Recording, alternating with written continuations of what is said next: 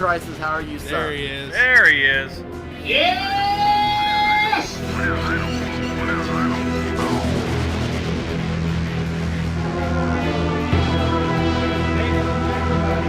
Let's rock!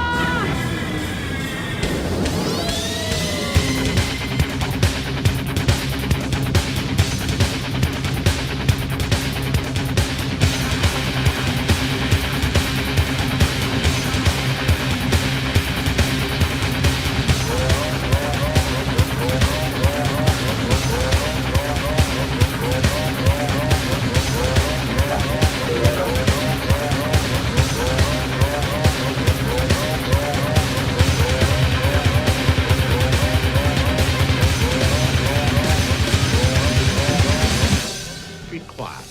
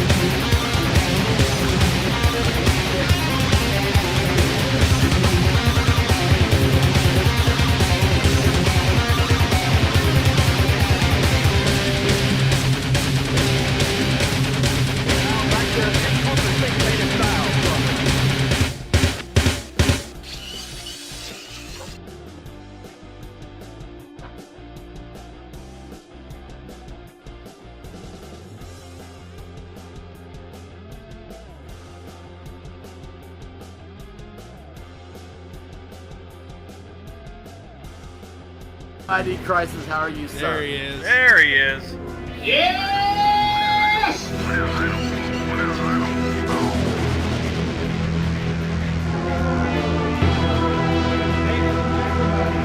Let's rock!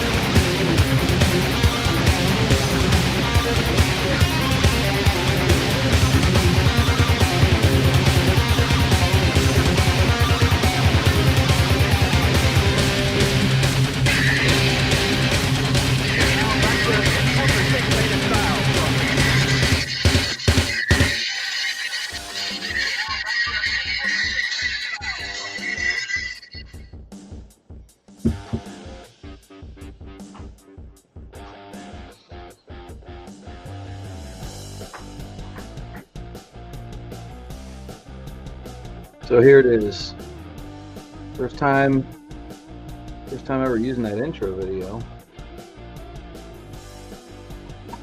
Maybe my camera should be not zoomed in so much. I don't know if there's anything I can do about that. I gotta let that paint sit for a little bit.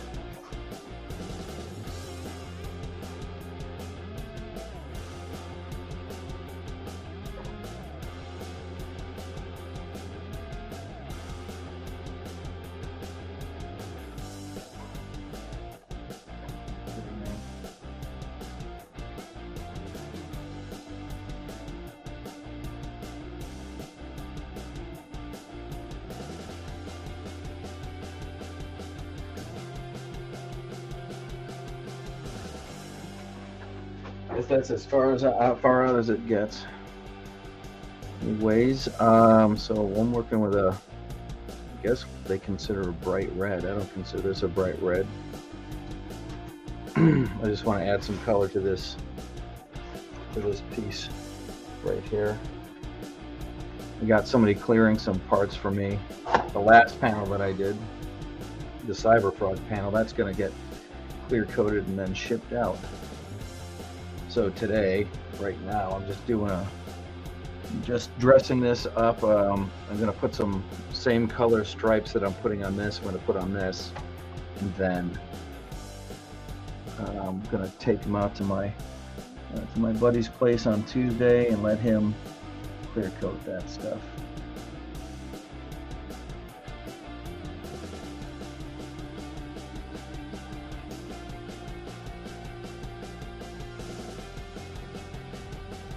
I did a Can-Am Spider the other day that, man, it really worked out nice.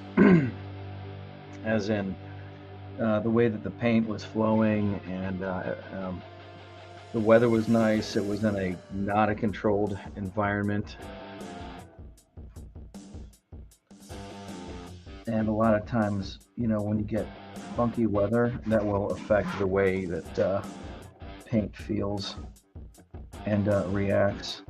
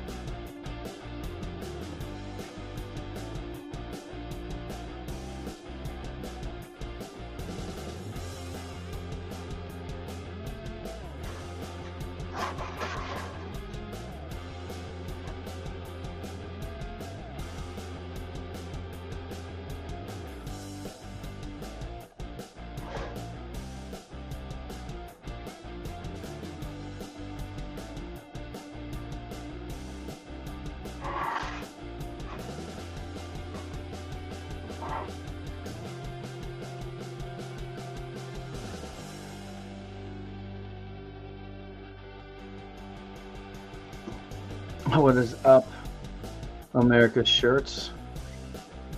Thanks for stopping in, man. I appreciate it. I never remember to say this, but like and subscribe. I know you're good.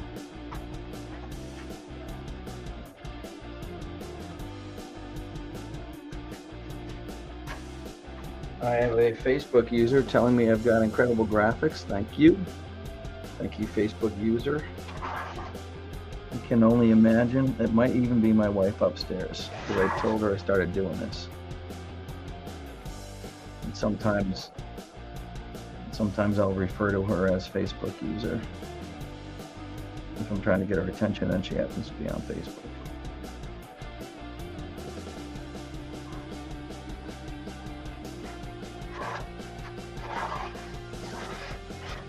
That one might be a little off. How do we fix that?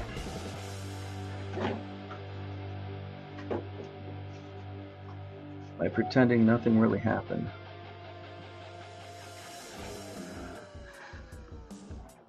I'm doing like this.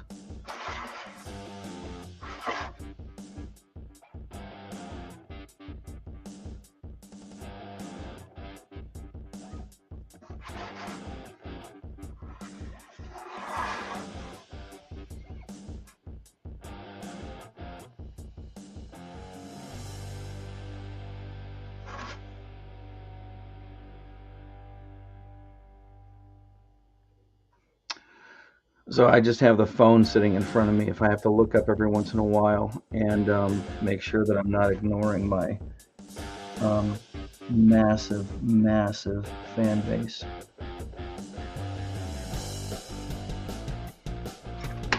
Whoops.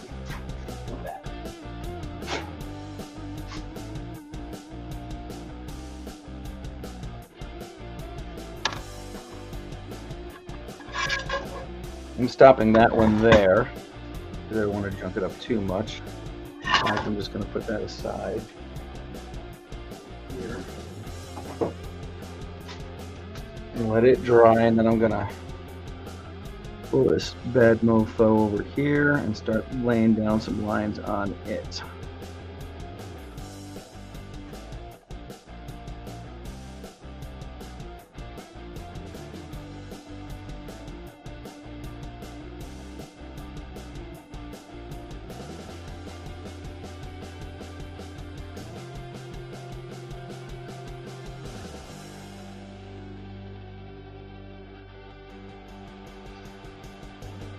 If any of you notices the purple grid on here, that is it's actually blue. There's a product that I created called the Outer Lines template. You lay that on there and you rub this chalk bag on it, and those lines will show up and give you a real nice grid that you can judge your symmetry from, your symmetry. Now you might not even be able to see them from the video here, but I can see them. And the advantage is when you're done, when the paint is dry, with a dry cloth, you just wipe it right off.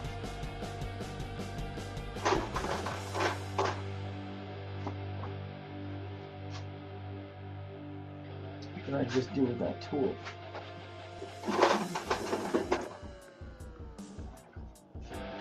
Get a different one.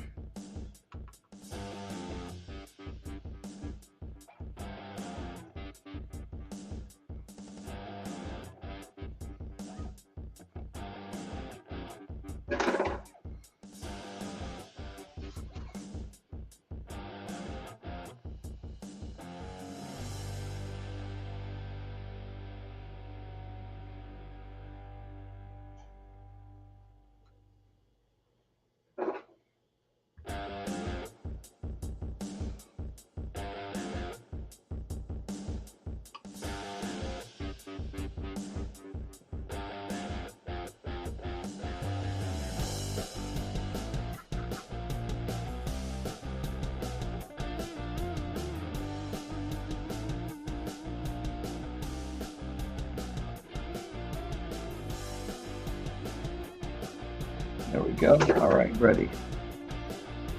Ready, set, stripe.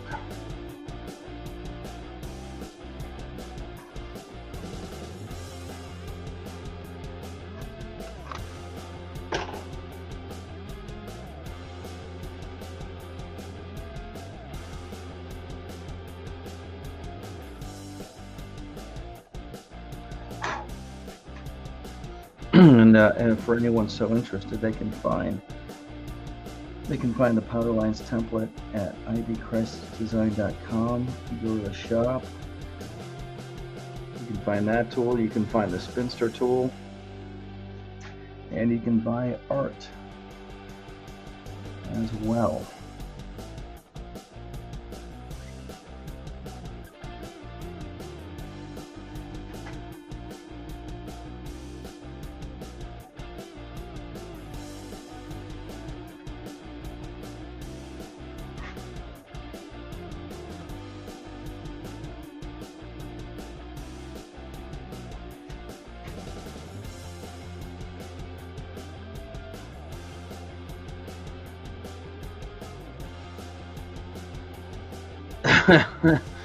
Sorry, I'm just like I was saying before. Sorry for the coughing.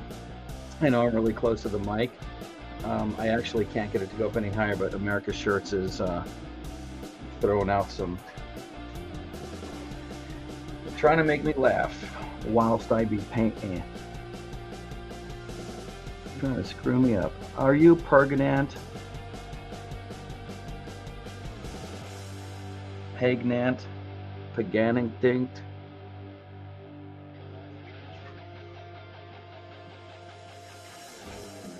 That was fun. You guys are a laugh riot. I'm gonna pull this one up from over here, and I'm starting on the right side, which is a big no-no. If you're right-handed, you start on the left side. If you're left-handed, you start on the right side. Everybody knows that. Yeah, man. I think Expert's starting up in like, God, it's got to be a couple of minutes. What time is it? Something like 8 minutes. I was thinking maybe I would leave this stream on. I know he probably knows that it's going, and you know, I mean, you got to give the kid something to snipe.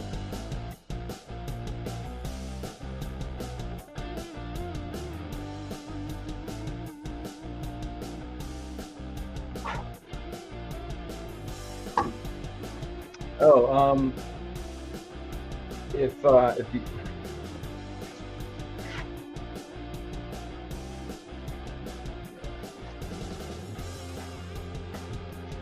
if you want to come in, let me know. I'll throw out the StreamYard link. That way you can just talk, and I don't have to. I should be able to hear you. I don't have to type or anything like that.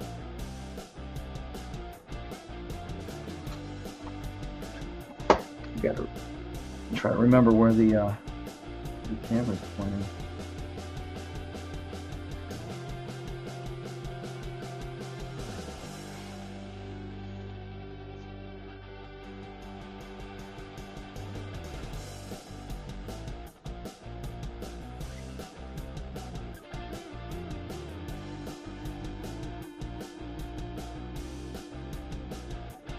Actually, why am I asking?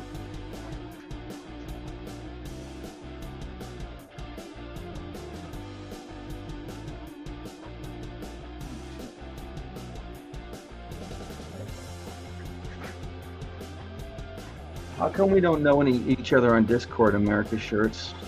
If you're still there, I require an answer. That is not a rhetorical question. I think I'm pretty sure you're up there. And I thought I'd thrown out an invite to basically everybody.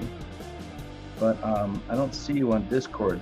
And so now I'm wondering if you actually have one.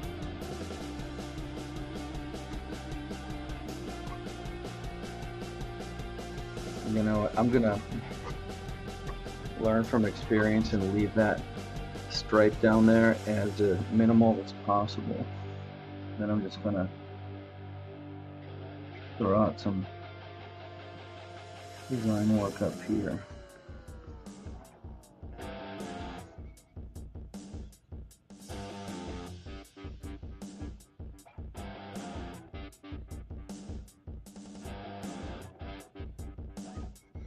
Are you allowed to say it? I don't think anybody else besides you and me and Facebook user is watching this.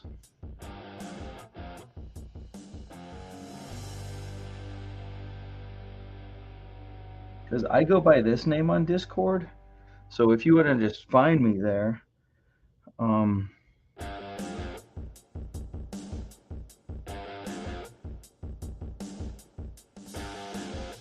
mean, you talk pretty consistent.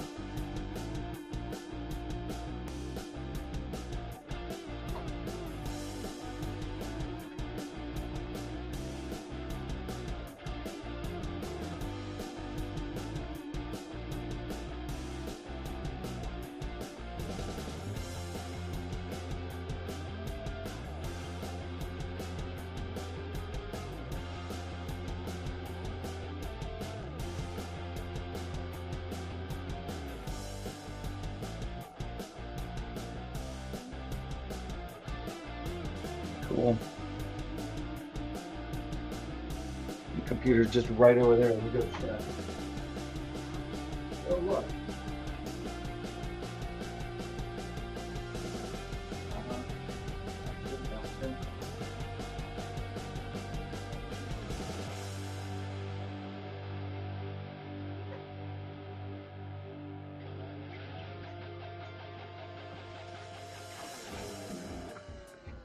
Yeah, so it's like I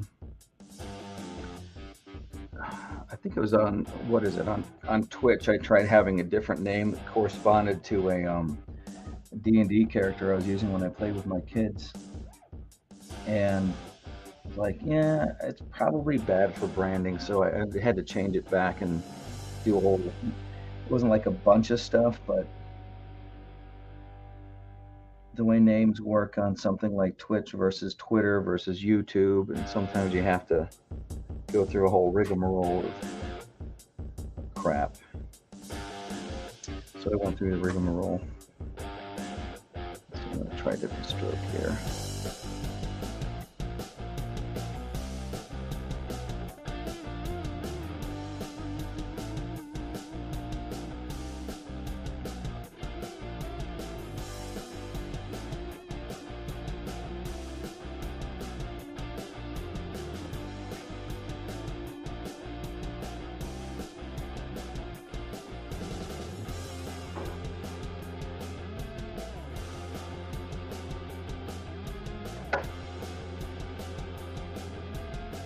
I've never done that one before.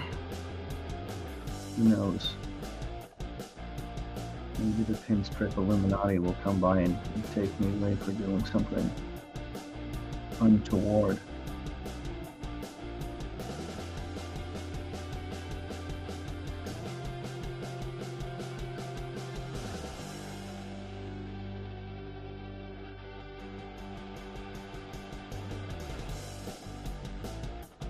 Shoot, I hate when they don't. It's like I'm trying to stay inside the lines when there are no lines. Yeah, damn it.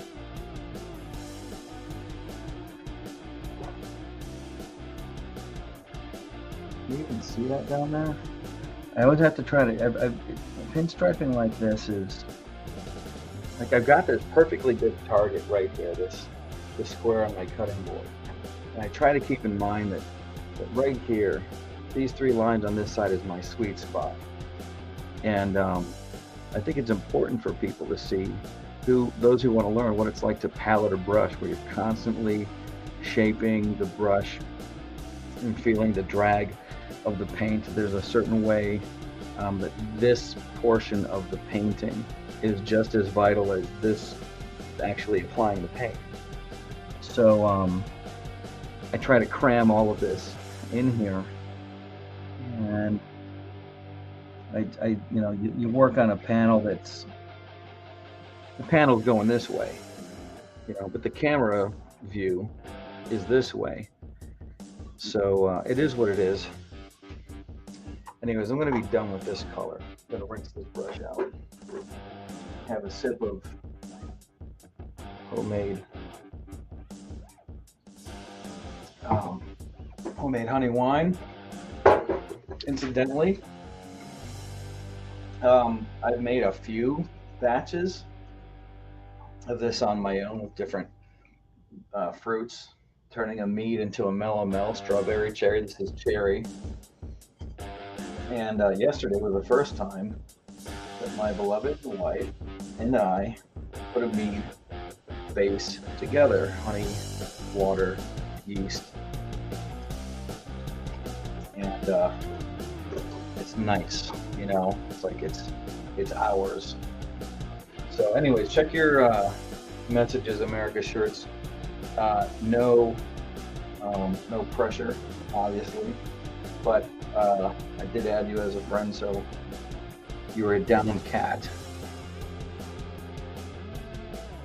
You're in the club.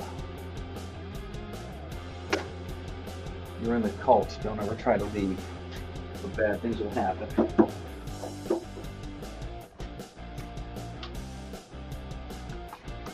I'm just gonna go with a little bit lighter right here on this panel. I don't know that I'm gonna do it on the previous one.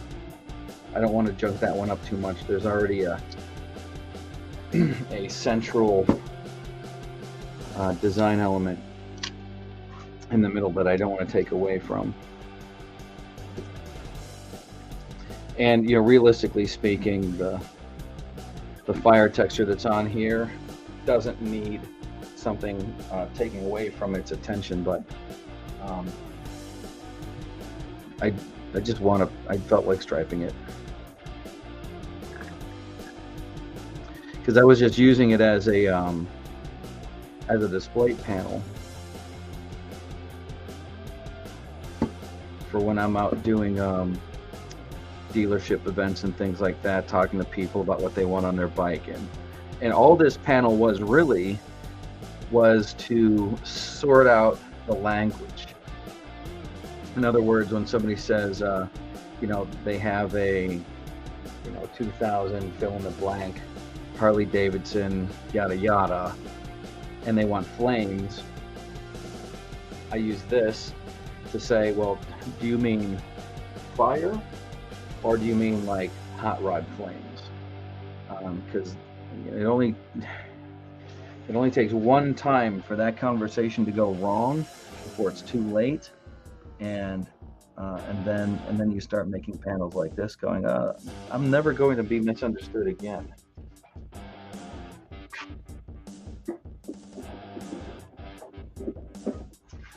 But that was then. So as I'm phasing this out, working on panels and stuff and pinstriping, that's great. But the custom paint aspect of things is going to be taking a back seat to other creative endeavors. And I just wanted to get this finished, because I'm going to be going over to my buddy's place on Tuesday to drop off some parts to get painted, and I'm just trying to unload some metal here. Anyways, might not be able to see that, but there's just a bit of a lighter orange in there, like a lighter bright red, fire red, as it that's what it says on the can anyways. So I'm gonna throw some lines in here, some contrasting angles.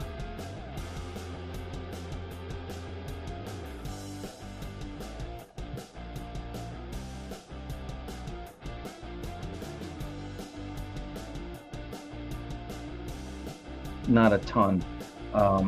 As I go from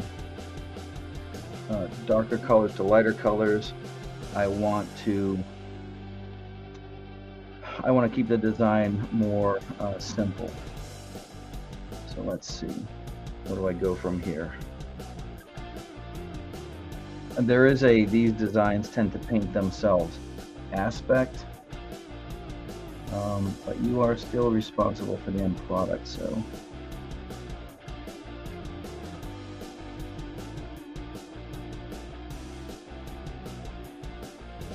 You can't blame the painting being a bad painting because it wasn't doing what you told it to. but they do. You know, you start off with a couple of strokes and then you kind of just let it go from there, and it's sort of like what I've heard people talk about songwriting. There's an editing process that happens here. You know, you have to stop yourself. They can come down. He's not going to bother me while I'm doing this. There's an editing process that happens like on the fly. So let me see. I want to do. What do I want to do? I'm going to go here. Over the top. Over the top here.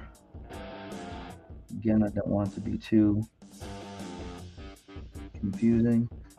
And then connect down here. And down here, connect. Yeah, a little long. Bring this one down some.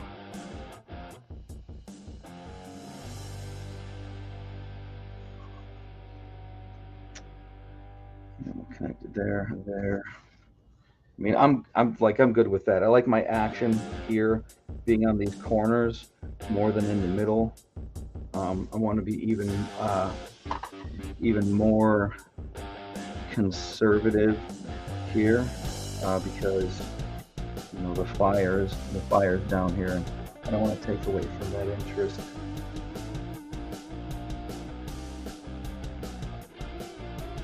I'm kind of forcing myself to do lines that are in opposite directions. Normally, I tend to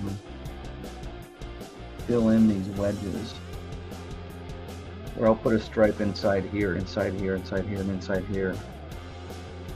And it's becoming like a creative security blanket where I'm just building on what I had previously done and not trying to think outside the box.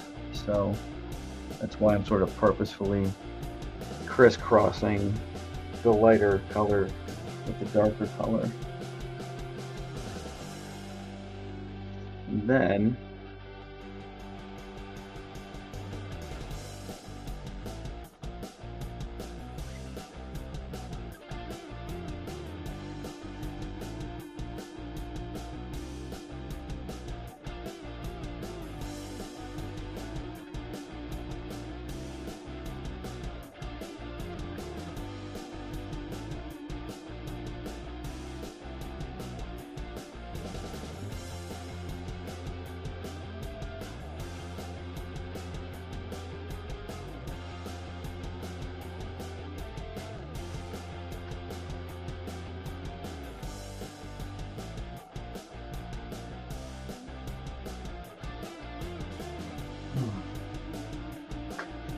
So, funny story. I thought it was funny. At least I laughed when the guy said it because I totally understand where he's coming from. We're at the flea market today, and my daughter is all right. Don't blame me for this, okay? Sometimes it's just too hard to battle.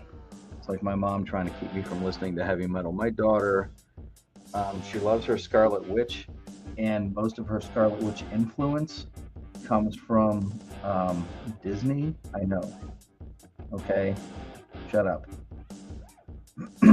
But so we're at the flea market today. I'm going to connect right across here. Whoop. Did I just ruin that?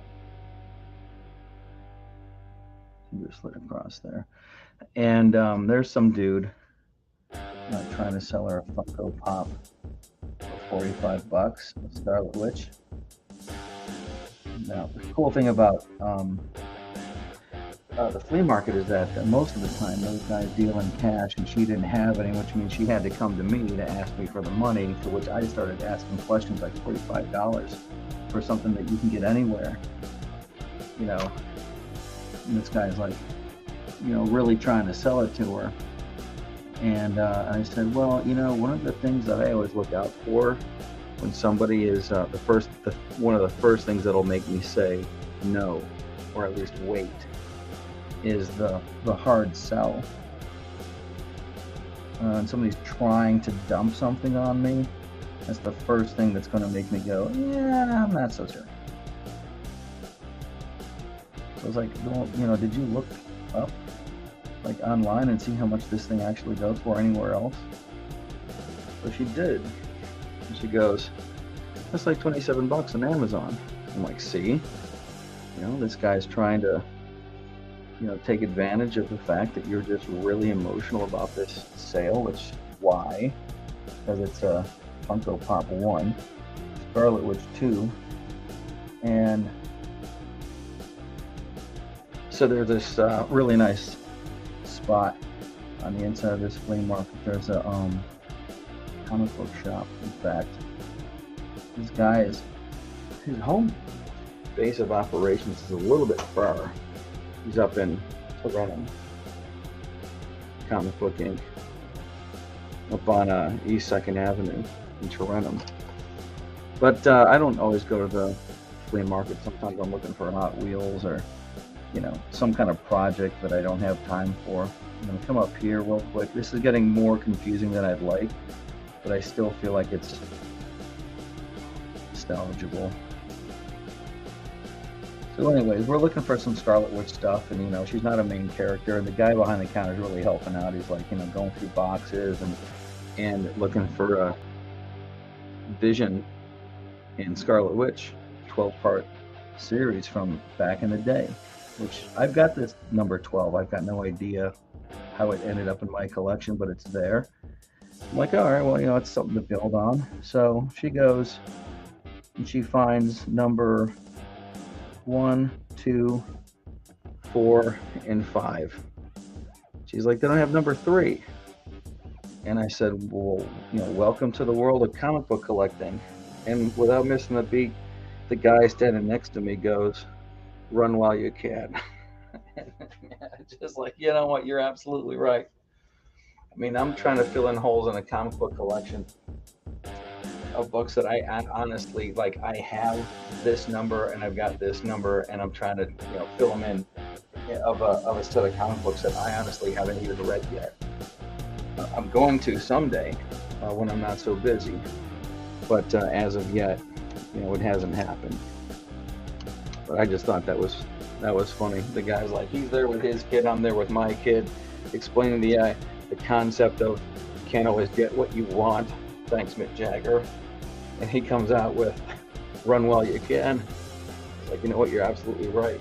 Because it's not her buying these books, it's me buying these books. Like, I'm spending, you know, my money trying to get my kid interested into something that I'm interested in. Like, that's the lengths that a parent will go through to connect with their kid. Here, let me spend money on something that you might not care about, just so that I hope maybe we'll have something to talk about 12 years from now.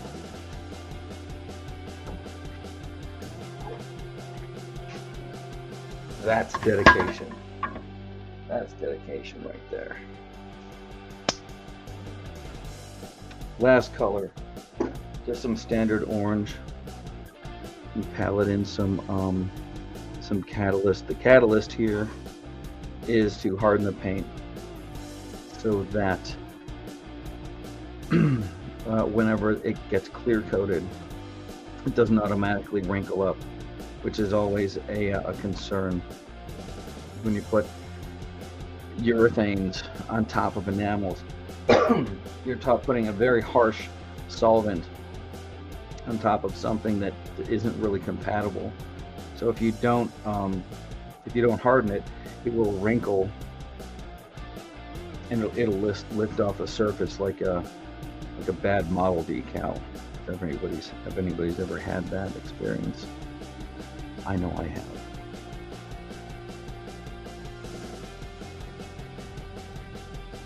So all I'm doing right now is I'm paleting the brush, getting the paint in the hairs, and I'm trying to feel for a good drag consistency. There should be some resistance.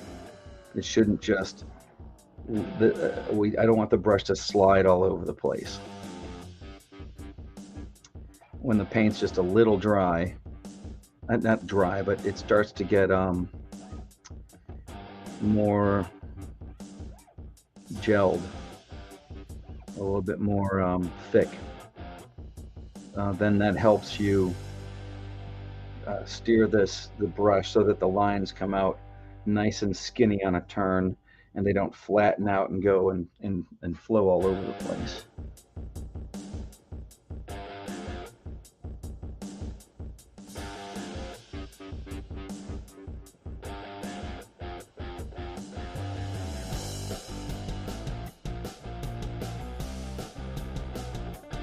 And this also helps you think. You know, I'm watching the brush, staring at this panel. I'm not sure exactly what I want to do with it, but I do want this whole thing to be encompassed. I don't want the logo in the middle to just be this free floating thing. So I'm going to use this orange to kind of harmonize everything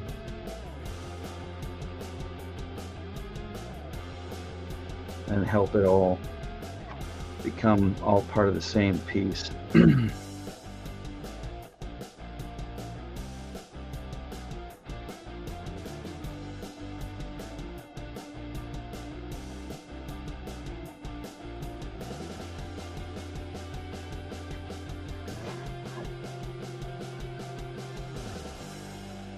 Watch your fingers. You gotta be careful where you put your fingers. Oh, this is perfect. I love how this is exactly where I want this to go.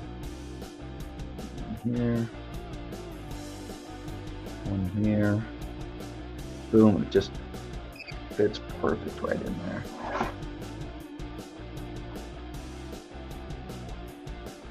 My paint pusher to clean up my edge, clean up my corner there, right there.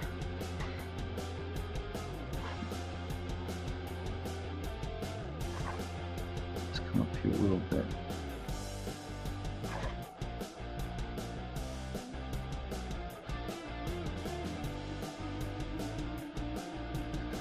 So I am with my peripheral vision looking to see what's happening over on this side, at least for this stroke. Now this next one is going to be close enough where I can kind of, I'm going to watch where this first stroke goes. The second one is just a wedge, and that's going to fit in nice. That's going to be a familiar territory, filling that wedge in. So.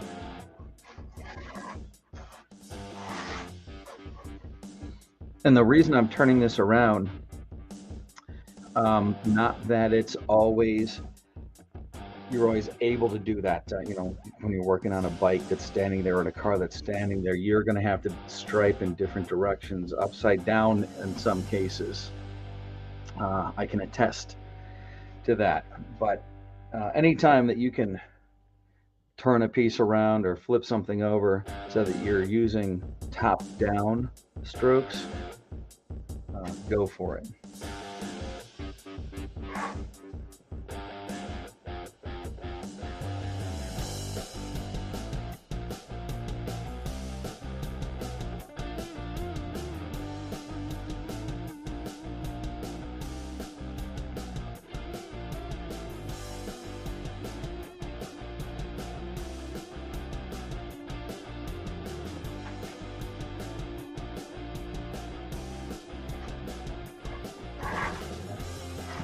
this up here real quick. And you try to make things as even and as symmetrical as possible, but there's no getting around the human factor of this. And I've had people say to me before, if I'm using tape or if I'm using some sort of a masking aid to help me pull a stripe, that they would rather I didn't. They want to see a lot of times, and because it's because it's hand done, and they want to see that hand done aspect. The closer, you can make it look as perfect as possible. And that is amazing. Very cool to see that happen. But very often your customer, they want it to look like it's hand done. Now they don't want it to look like it's hand done by a 5th grader, but they do want it to look like it's the hand done. I've walked away from some stuff that, like I can see where there might be an inconsistency from one side to the next. And I'm not relying on the customer seeing or not seeing that. But there is something to be said for it looking like it was hand done. Make it look as perfect as possible. As perfect as possible, but you gotta be good to yourself too. You're only human. Come on. As I obsess over this corner.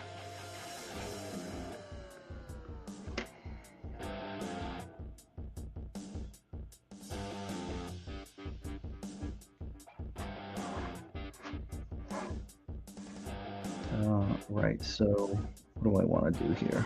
I think I want to get a little tighter than I'd like. And come right down here into a V. Clean up this corner. I really want to go minimal on this color. Too many lines. It's just going to make it look tacky.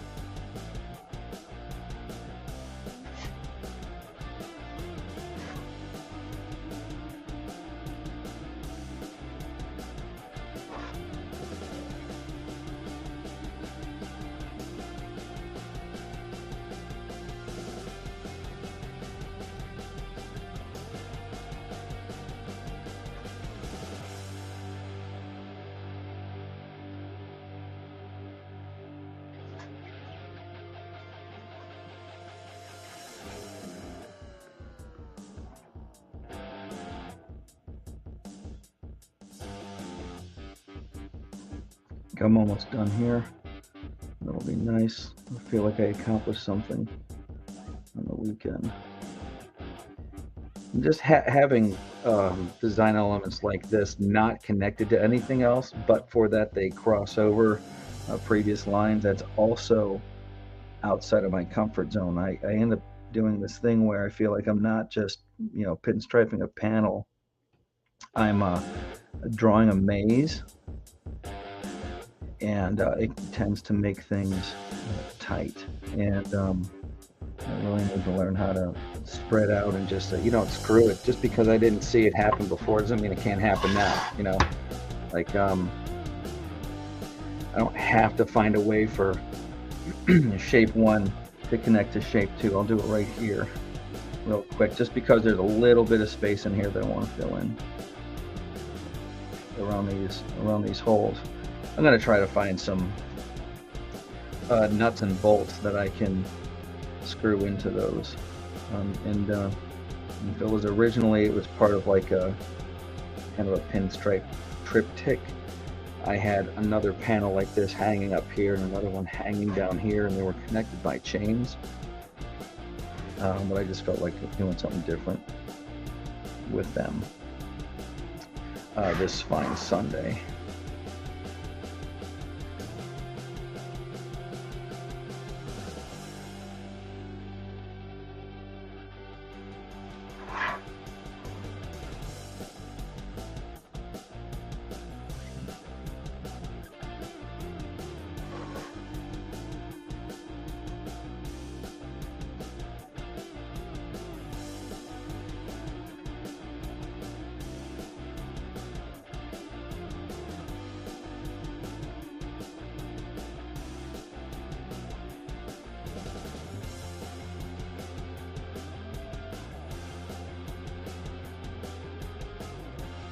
All right.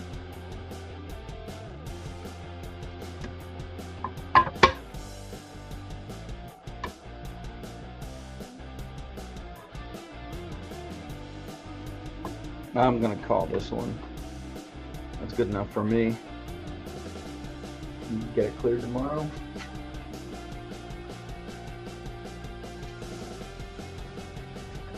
Yeah.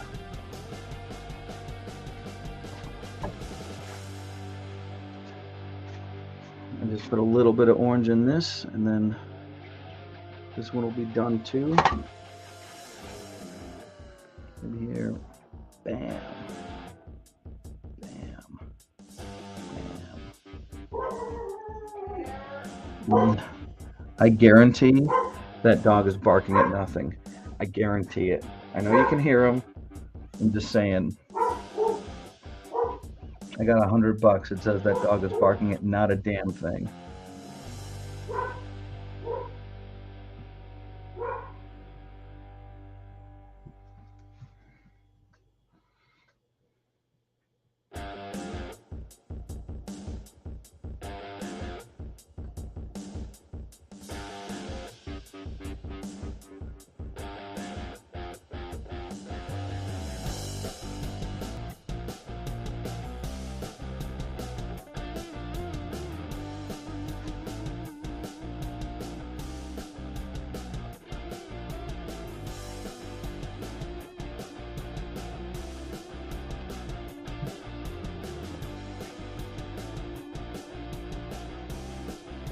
Real quick.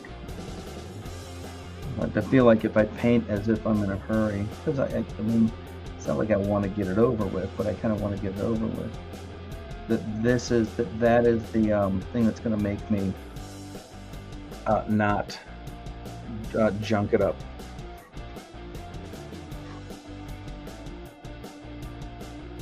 Actually, what I want to do here is fill this in and see if I can do it. One smooth. Press down on the brush to get more color, and then around these edges here.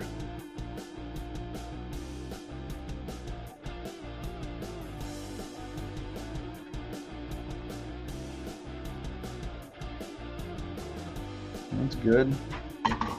This other one, see, this other one will do the same.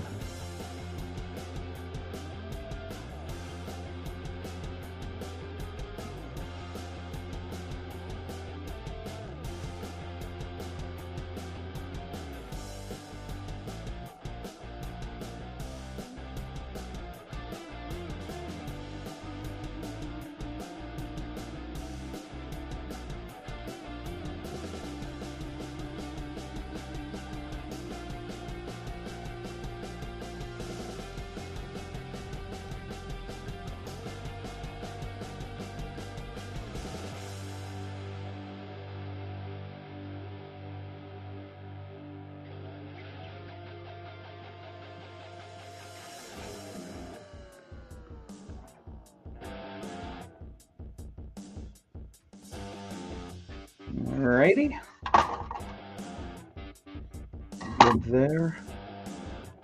Couple of strokes, just a couple.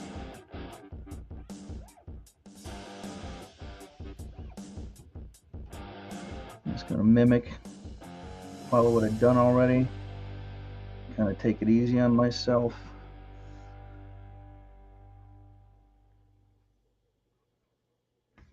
If I work this the way that you work fire, when you're doing fire, is loose to tight, dark to light.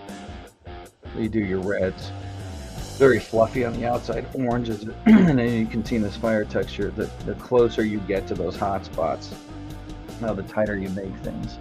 So I'm gonna try to stay close to the inside here, and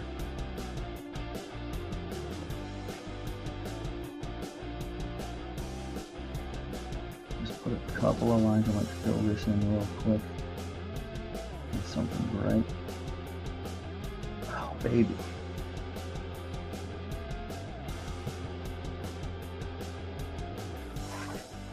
Gonna come across here, connect these two. Yeah, you know what? I'm seeing a little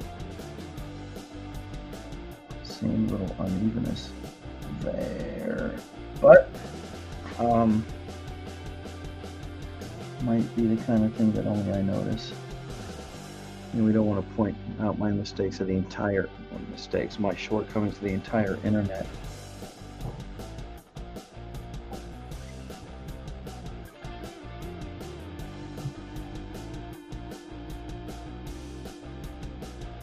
All right, and the last two strokes.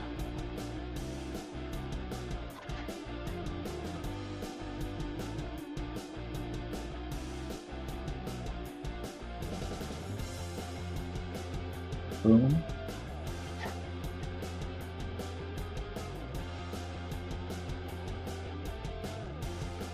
Boom. My squeegee. There. There. Fenny. Or is it? Yeah, that's good enough.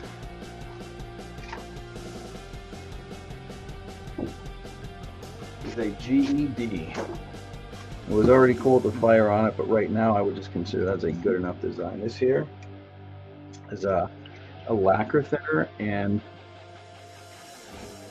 this little spring so I can like let my brushes soak in there. Okay, so I'll take the thinner that I have in this cup here because throughout while you're painting you want to thin your paint out as it goes, so that it's always a good consistency. I'll just throw that in there and add to whatever's evaporating off. And then I just kind of hold the brush up against the paper towel. See if I can notice like any actual solid color right there, the orange. And if that's the case, then I'll swish it around in there, jog it up and down, so that the brush bristles will actually flow out and in, sort of like you think about it like how an octopus swims, and kind of loosen the paint from up in these real tight spots where the very very nice old ladies who work at Mac Brush wind the threads around these brush bristles. They do such a good job that I like to take care of my brushes that way. Now this is mostly dirty thinner. See, there's a little bit of orange. A little bit of orange on there. Right, and then after, I'm kind of, I do this Bob Ross flapping thing. Some guys like to just, they'll take their brush and they'll do this to get that thinner to evaporate. And then soak it in brush oil. I use 30 weight non-detergent motor oil because some old timer told me that's how he does it. And whenever an old timer tells me anything, I tend to listen to that old timer. And I gotta say, I don't have A lot of my brushes, I don't buy a lot of them all the time. I got a lot of them over the course of quite a few years. The ones that I have, they last a long time because I listen to the old timers. All right. Put my stuff away until the next striping session, the next live stream striping session. And that's it. Talk to you cats later. I got some homemade wine to drink.